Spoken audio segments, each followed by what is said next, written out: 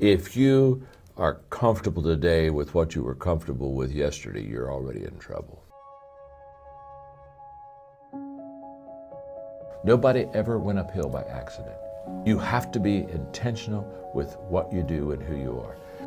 The more valid reasons you have to accomplish a dream, the higher the odds are that you will. The first question is your dream really your dream?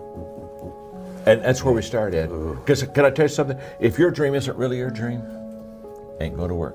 Yeah. So what I tell people all the time is we start off our life living someone else's dream, probably our parents. So what happens is a lot of people as adults, they never switch. So true. And so they're still living someone else's dream.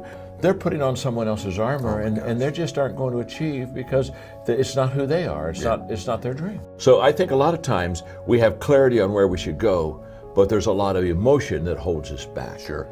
So what I did, and I think this is what will be really, hopefully this will be helpful to you. Whenever you're making a transition that's kind of out of your strength zone, or certainly brand new like this was, I ask a lot of questions and I listened. And so I just sit down with people like you that are highly successful in business, and I say, okay, let me ask you some questions. And I go and I'd ask you questions I learned from you, and I'd take a lot of notes, and I'd pull away and say, okay, now this is how Ed did it, and this is what Ed thinks, and I think I could apply this there. And I spent 3 years humbling myself and being very teachable and saying, I just want to learn, I just want to learn. Because I knew that I had the leadership principles, but principles that are good without application or connection are principles that aren't going to work for anybody. I am responsible, Ed, to move on what I see today. There's a whole bunch of people, they're wanting to hold and not move because they don't see 3 days, 5 days, 2 years out, whatever. And what I'm saying is, it's kind of like the lights of a car. If I go to the parking lot at night, turn on the lights and say, oh my gosh, I can't go anywhere, I don't see my house. Well, no. Get in the car and start moving in the direction you're supposed to move in. And guess what? You only get about 300 feet of light. Right. You don't get you don't get 7 miles of light. Good. You don't get to see your house. You got to utilize the light you got so that you can get to where you want to go. And so many people they're so uncomfortable with that light because it's not long enough. And what's around the corner? And the whole issue is you don't know what's around the corner until you go around the corner. Oh gosh, that's so good. And so you just so you have to be very comfortable, which I am. You have to be very comfortable with traveling, not having all the answers. So true. But can I tell you something? The only way you get all the answers is to go all the way through. Absolutely. You don't get all the answers on this side.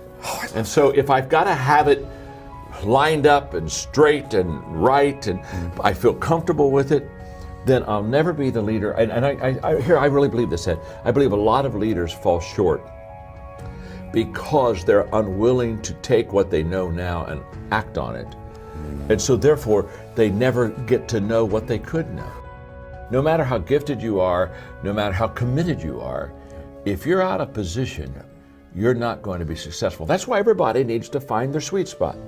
What do I really do well? Yes. And on that, there's a point that I really want to make, and that is, I tell people, if you want to be highly successful, you've got to get into what I call the top 5%. Okay. So you got 100 people. You got 100 people here in whatever chosen profession you've got. You've got to be in the top 5. Yes. You got to get there, and you can only get to the top 5 if you're in your sweet spot. You can't get to the top 5 working on weaknesses. You can't get to the top 5 if I'm not in the area of my giftedness. So you got to find out what you're good at, because that'll give you. If you're committed and if you got good strategy and all this other, you got a good team around you, then that'll allow you to get in that top 5. And once you're in that top 5%. You're in good shape. You're going to do very well. And I tell it doesn't matter what your profession is, you've got to get in the top 5%, and you can only get in the top 5% if you're in your position, if you're in your sweet spot. Got a question for you. Yeah. What would your advice be to me about just transforming my life? What would be the step you would take, the thought I should have, the action maybe I should take? If you really want to be transformed, you have to live an intentional life. This is so simple, I don't want you to miss it. Most people don't lead their life. They accept their life. And when you accept your life, you are living on things that are not worthy of your time and effort and energy. The reason I want you to understand that is to go uphill, you have to be intentional. Nobody ever went uphill by accident. You've never read a book on accidental achievements. You have to be intentional with what you do and who you are. And so I would just say to you, find your strengths, become very intentional, and commit your life every day to it's all uphill. It's all uphill. And listen, Ed's very successful. He's got great businesses, he's made a lot of money. Can I tell you something? It's still uphill for him. See, the great mistake we make is we think, I'm going to go out and make enough money, and there's a day when I can relax and I can rest and everything's going to be easy. Can I tell you something? The day that you have that day, one of your children, gets in an accident, problems will never, ever leave you. Issues, obstacles, difficulties, they're always going to surround you. So you never get to that place where you've got it made. You're not supposed to got it made. You're supposed to add value to people, and it's all uphill. Oh my gosh. So the moment I understand that, then what happens is I commit myself to it, and then it becomes a beautiful uphill climbing life. Because one thing that's beautiful about going uphill is the scenery is really good. So you got to be intentional with it. So that's what I would say to them. Be intentional. Start today. And here's the difference. Good intentions are overrated. Gosh. I know so many people, well, I'm going to do that. Yes, I think that's a good idea. I think I'm going to do that.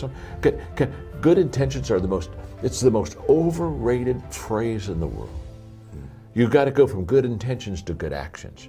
Nothing happens until you've got good actions, and you won't have good actions until you're intentional with your life.